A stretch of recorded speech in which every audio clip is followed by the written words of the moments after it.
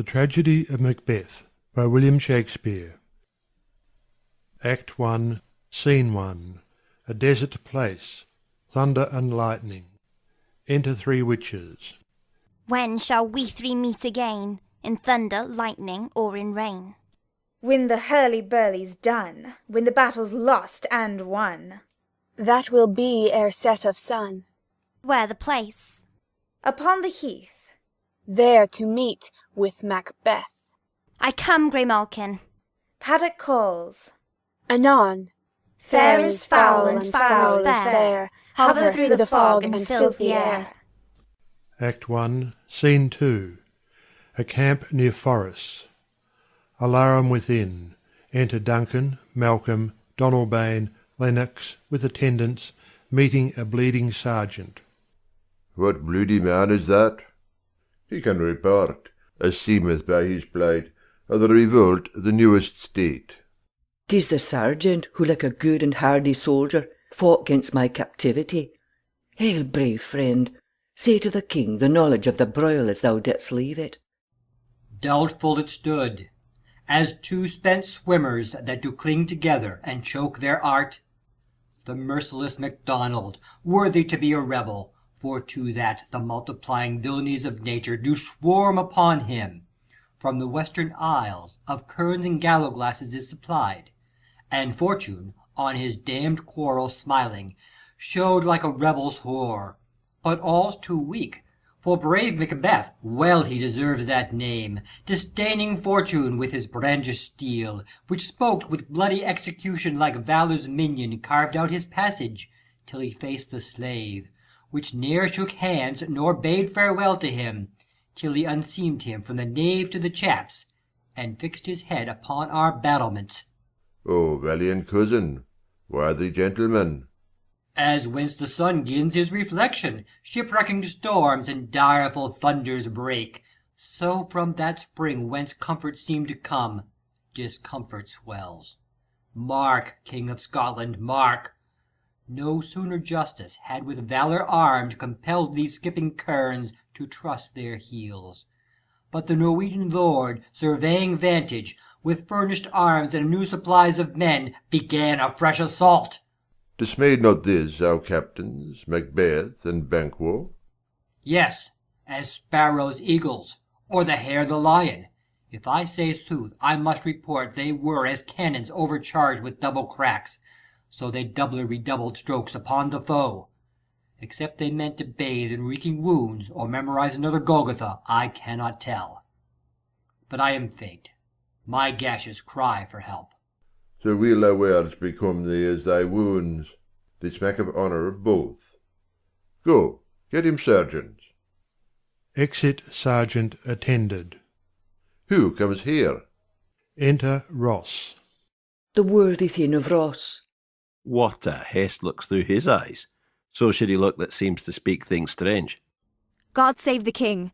Whence camest thou, worthy Thane? From Fife, great king, where the Norweyan banners flout the sky and fan our people cold. Norway himself, with terrible numbers, assisted by that most disloyal traitor, the Thane of Cawdor, began a dismal conflict, till that Bellona's bridegroom, lapped in proof, confronted him with self-comparisons, point against point rebellious, arm against arm, curbing his lavish spirit, and, to conclude, the victory fell on us. Great happiness. That now Sweno, the Norway's king, craves composition. Nor would we deign him burial of his men, till he dispersed at St. Colmay's Inch $10,000 to our general use. No more that Thane of Cawdor shall deceive our bosom interest. Go, pronounce his present death, and with his former title greet Macbeth. I'll see it done. What he hath lost, noble Macbeth hath won. Exeunt. Act 1, Scene 3. A heath near Forres. Thunder. Enter the three witches. Where hast thou been, sister? Killing swine. Sister, where thou? A sailor's wife had chestnuts in her lap and munched and munched and munched. Give me, quoth I, aroint thee witch, the rump-fed Ronyan cries. Her husband's to Aleppo gone, master of the tiger. but in a sieve I'll thither sail, and like a rat without a tail I'll do, and I'll do. I'll give thee a wind. That kind. And I another. And I myself have all the other. And the very ports they blow, all the quarters that they know, ere the shipman's cards. I will drain him dry as hay. Sleep shall neither night nor day hang upon his penthouse lid. He shall live, a man forbid. Weary said nights 9 times 9 shall he dwindle, peak and pine. Though his back cannot be lost, yet it shall be tempest tossed. Look what I have. Show me, show me. Here I have a pilot's thumb, wrecked as homeward he did come. Drum within. A drum, Macbeth doth come. The Weird weird sisters, sisters, hand in hand, posters of the sea and land, thus do go about, thrice to thine, and thrice to mine, and thrice again to make up 9. Peace, the charms wound up. Enter Macbeth and Banquo.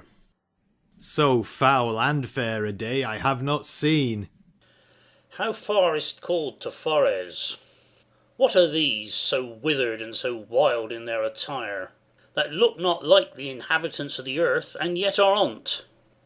Live you, or are you aught that man may question? You seem to understand me, by each at once her choppy finger laying upon her skinny lips. You should be women, and yet your beards forbid me to interpret that you are so. Speak, if you can. What are you? All hail Macbeth! Hail thee, Thane of Glamis! All hail, Macbeth! Hail to thee, Thane of Cawdor! All hail, Macbeth! Thou shalt be king hereafter. Good sir, why do you start, and seem to fear things that do sound so fair? In the name of truth, are ye fantastical, or that indeed which outwardly ye show?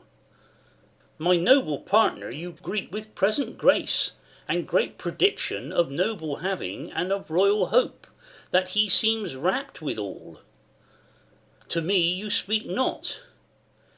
If you can look into the seeds of time, and say which grain will grow and which will not, speak then to me, who neither beg nor fear your favours nor your hate. Hail! Hail! Hail! Lesser than Macbeth and greater. Not so happy, yet much happier. Thou shalt get kings, though thou be none. So all hail Macbeth and Banquo. Banquo and Macbeth, all hail.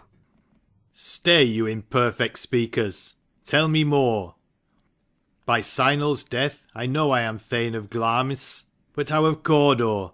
The Thane of Cawdor lives, a prosperous gentleman, and to be king stands not within the prospects of belief, no more than to be Cawdor. Say from whence you owe this strange intelligence, or why, upon this blasted heath, you stop our way with such prophetic greeting. Speak, I charge you. Witches vanish. The earth hath bubbles as the water has, and these are of them. Whither are they vanished? Into the air, and what seemed corporal melted, as breath into the wind. Would they had stayed. Were such things here as we do speak about? Or have we eaten of the insane root, that takes the reason prisoner? Your children shall be kings. You shall be king.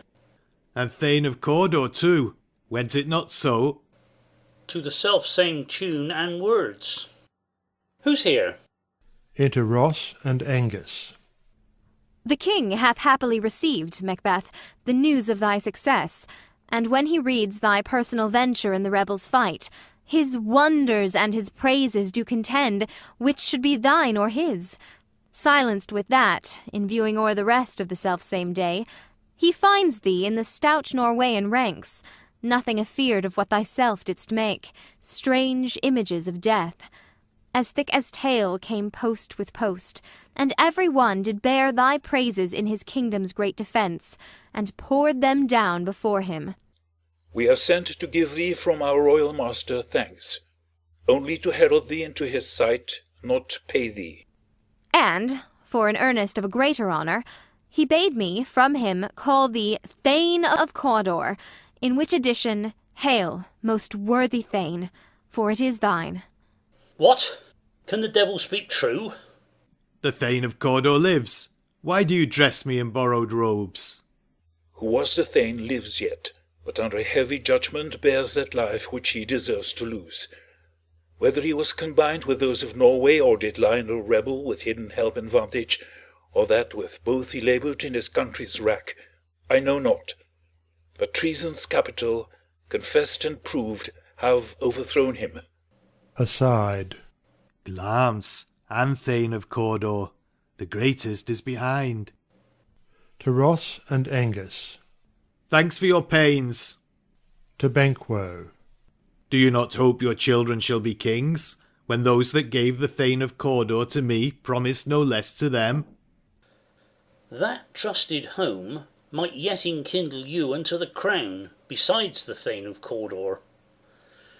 But 'tis strange, and oftentimes to win us to our harm, the instruments of darkness tell us truths, win us with honest trifles, to betray us in deepest consequence. Cousins, a word, I pray you. Aside. Two truths are told, as happy prologues to the swelling act of the imperial theme. I thank you, gentlemen. Aside. This supernatural soliciting cannot be ill, cannot be good. If ill, why hath it given me earnest of success, commencing in a truth? I am Thane of Cawdor. If good, why do I yield to that suggestion, whose horrid image doth unfix my hair, and make my seated heart knock at my ribs against the use of nature? Present fears are less than horrible imaginings. My thought, whose murder yet is but fantastical, shakes so my single state of man, that function is smothered in surmise, and nothing is but what is not. Look how our partner's rapt. Aside. If chance will have me king, why, chance may crown me without my stir. New honours come upon him, like our strange garments, cleave not to their mould, but with the aid of use. Aside. Come what come may, time and the hour runs through the roughest day. Worthy Macbeth, we stay upon your leisure. Give me your favour. My dull brain was wrought with things forgotten. Kind gentlemen, your pains are registered where every day I turn the leaf to read them. Let us toward the king. Think upon what hath chanced, and at more time, the interim having weighed it, let us speak our free hearts each to other. Very gladly. Till then, enough. Come, friends. Exeunt. Act 1, Scene 4. Forres, the Palace. Flourish.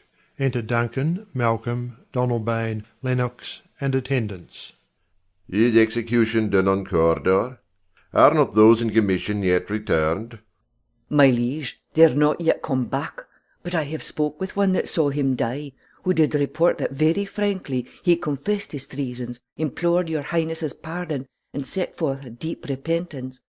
Nothing in his life became him like the leaving it. He died as one that had been studied in his death to throw away the dearest thing he owed as 'twere a careless trifle. There's no art to find the mind's construction in the face. He was a gentleman on whom I built an absolute trust. Enter Macbeth, Banquo, Ross, and Angus. O worthiest cousin, the sin of my ingratitude even now was heavy on me. Thou art so far before that swiftest wing of recompense is slow to overtake thee.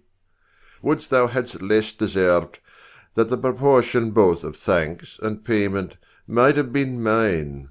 Only I have left to say, more is thy due than more than all can pay. The service and the loyalty I owe in doing it pays itself. Your highness's part is to receive our duties, and our duties are to your throne and state children and servants, which do but what they should by doing everything safe toward your love and honour. Welcome hither. I have begun to plant thee, and will labour to make thee full of growing. Noble Banquo, thou hast no less deserved, nor must be known no less to have done so. Let me enfold thee, and hold thee to my heart.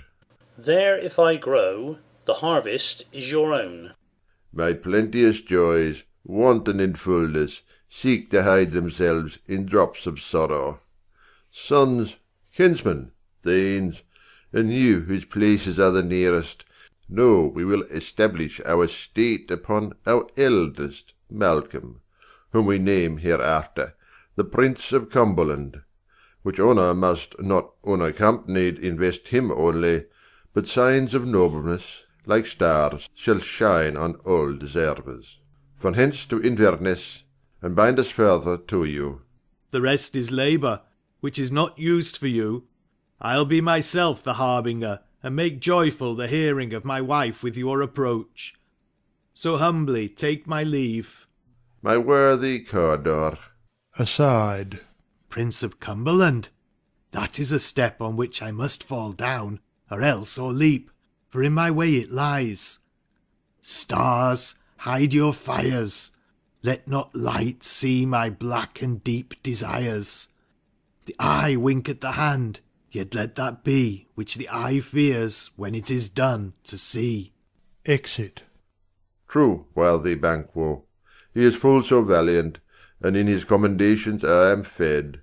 It is a banquet to me. Let's after him, whose care is gone before to bid us welcome. It is a peerless kinsman. Flourish. Exeunt. Act 1, Scene 5. Inverness, Macbeth's castle. Enter Lady Macbeth, reading a letter. They met me in the day of success, and I have learned by the perfectest report they have more in them than mortal knowledge. When I burned in desire to question them further, they made themselves air, into which they vanished. Whiles I stood wrapped in the wonder of it, came missives from the king, who all hailed me Thane of Cawdor, by which title before these weird sisters saluted me, and referred me to the coming on of time, with Hail, King that shalt be. This have I thought good to deliver thee, my dearest partner of greatness, that thou mightst not lose the dues of rejoicing, by being ignorant of what greatness is promised thee. Lay it to thy heart, and farewell. Glamis thou art, and Cawdor, and shalt be what thou art promised. Yet do I fear thy nature. It is too full o' the milk of human kindness to catch the nearest way. Thou wouldst be great, art not without ambition, but without the illness should attend it. What thou wouldst highly, that wouldst thou holily. Wouldst not play false, and yet wouldst wrongly win. Thou'ldst have, great Glamis, that which cries, Thus thou must do if thou have it, and that which rather thou dost fear to do, than wishest should be undone. Hie thee hither, that I may pour my spirits in thine ear, and chastise with the valour of my tongue all that impedes thee from the golden round, which fate and metaphysical aid doth seem to have thee crowned withal. Enter a messenger. What is your tidings? The king comes here tonight. Thou'rt mad to say it. Is not thy master with him, who, were't so, would have informed for preparation? So please you, it is true. Our Thane is coming. One of my fellows had the speed of him, who, almost dead for breath, had scarcely more than would make up his message. Give him tending, he brings great news. Exit messenger. The raven himself is hoarse, that croaks the fatal entrance of Duncan under my battlements. Come, you spirits that tend on mortal thoughts, unsex me here, and fill me from the crown to the toe top full of direst cruelty. Make thick my blood. Stop up the access and passage to remorse, that no compunctious visitings of nature shake my fell purpose, nor keep peace between the effect and it. Come to my woman's breasts, and take my milk for gall, you murdering ministers, wherever in your sightless substances you wait on nature's mischief. Come, thick night, and pall thee in the dunnest smoke of hell, that my keen knife see not the wound it makes, nor heaven peep through the blanket of the dark to cry, Hold, hold! Enter Macbeth. Great Glamis, worthy Cawdor, greater than both by the all-hail hereafter, thy letters have transported me beyond this ignorant present, and I feel now the future in the instant. My dearest love, Duncan comes here tonight. And when goes hence? Tomorrow, as he purposes. Oh, never shall sun that morrow see. Your face, my Thane, is as a book, where men may read strange matters. To beguile the time, look like the time. Bear welcome in your eye, your hand, your tongue. Look like the innocent flower, but be the serpent under't. He that's coming must be provided for, and you shall put this night's great business into my dispatch, which shall to all our nights and days to come give solely sovereign sway and masterdom. We will speak further. Only look up clear. To alter favour ever is to fear. Leave all the rest to me. Exeunt. Act 1, Scene 6. Before Macbeth's castle. Hautboys and torches. Enter Duncan, Malcolm, Donalbain, Banquo, Lennox, Macduff, Ross, Angus, and attendants. This castle hath a pleasant seat. The air nimbly and sweetly recommends itself unto our gentle senses. This guest of summer, the temple-haunting martlet, does approve, by his loved mansionry, that the heaven's breath smells wooingly here. No jutty frieze buttress, nor coign of vantage, but this bird hath made his pendant bed and procreant cradle. Where they most breed and haunt, I have observed, the air is delicate. Enter Lady Macbeth. See, see, our honoured hostess, the love that follows us sometime is our trouble, which we still thank as love. Herein I teach you how you shall bid God illness for your pains, and thank us for your trouble. All our service in every point twice done, and then done double, were poor and single business to contend against those honours deep and broad wherewith your majesty loads our house. For those of old and the late dignities heaped up to them, we rest your hermits. Where's the Thane of Cawdor? We coursed him at the heels, and had a purpose to be his purveyor, but he rides well, and his great love, sharp as his spur, hath holp him to his home before us. Fair and noble hostess, we are your guests to-night. Your servants ever have theirs, themselves, and what is theirs, in count to make their audit at your highness' pleasure, still to return your own. Give me your hand. Conduct me to mine host. We love him highly, and shall continue our graces toward him. By your leave, hostess. Exeunt. Act 1, Scene 7. The same, a room in Macbeth's castle. Hautboys and torches. Enter a sewer, and divers servants with dishes and service, and pass over the stage. Then enter Macbeth. If it were done when 'tis done, then 'twere well it were done quickly. If the assassination could trammel up the consequence, and catch with his surcease success, that but this blow might be the be-all and end-all here. But here, upon this bank and shoal of time, we jump the life to come. But in these cases we still have judgment here, that we but teach bloody instructions, which, being taught, return to plague the inventor. This even-handed justice commends the ingredients of our poisoned chalice to our own lips. He's here in double trust. First, as I am his kinsman and his subject, strong both against the deed. Then, as his host, who should against his murderer shut the door, not bear the knife myself.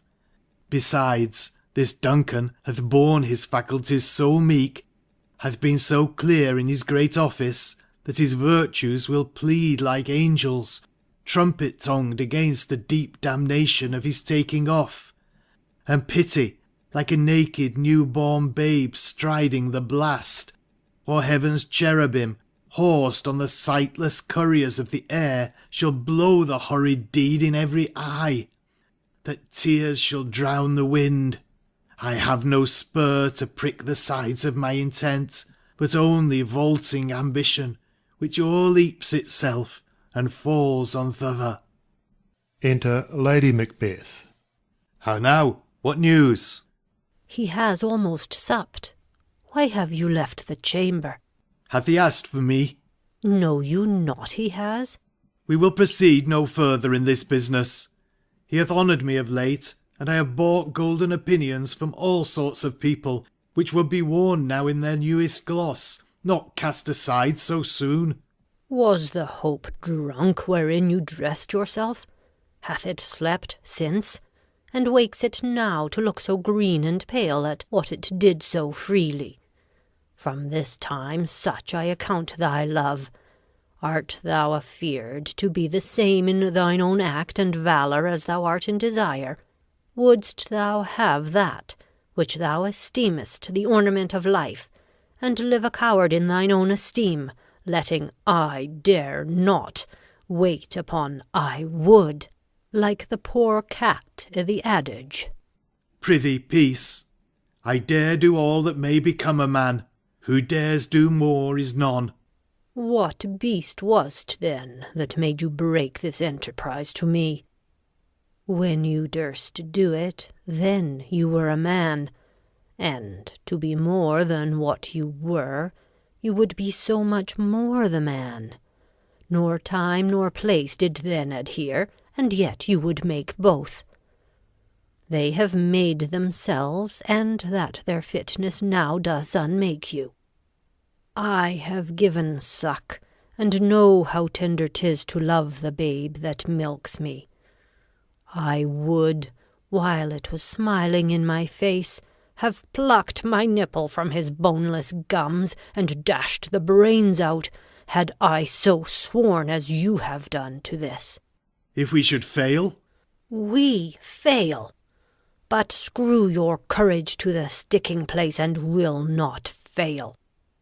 When Duncan is asleep, whereto the rather shall his day's hard journey soundly invite him, his 2 chamberlains will I with wine and wassail so convince that memory, the warder of the brain, shall be a fume, and the receipt of reason a limbeck only. When in swinish sleep their drenched natures lie as in a death, what cannot you and I perform upon the unguarded Duncan? What not put upon his spongy officers, who shall bear the guilt of our great quell? Bring forth men children only, for thy undaunted mettle should compose nothing but males. Will it not be received when we have marked with blood those sleepy 2 of his own chamber, and used their very daggers that they have done't? Who dares receive it other, as we shall make our griefs and clamour roar upon his death? I am settled, and bend up each corporal agent to this terrible feat. Away, and mock the time with fairest show. False face must hide what the false heart doth know. Exeunt. End of Act 1.